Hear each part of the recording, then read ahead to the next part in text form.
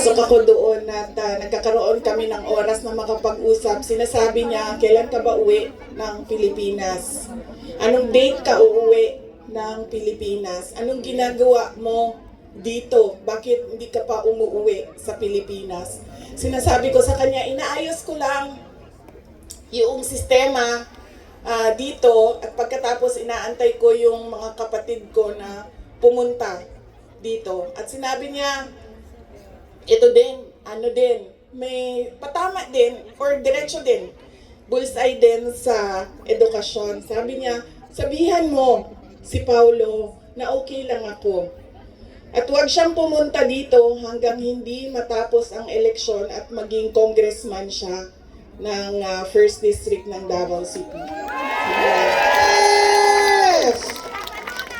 At sabi niya, sabihin mo kay Baste, hindi siya pwedeng pumunta dito hanggang hindi matapos at ma-elect siyang Vice Mayor ng Davao City. Ito ang pinakamatindi dahil pinagtatawanan namin siya sa group chat namin. Kaming magkakapatid 4, meron kaming group chat. Dahil ang sinabi niya kay Veronica, sabi niya, sabihin mo kay Kitty, hindi siya pwede bumisita dito hanggang hindi siya abogado.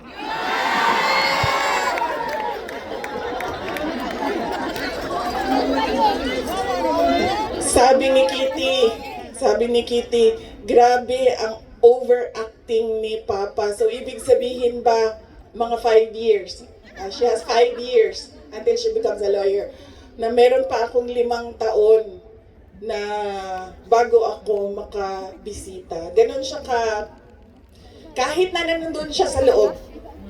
Ang kanyang iniisip, unang-una, yung mga kapatid ko na kailangan magtrabaho para sa syudad ng Davao, yung kapatid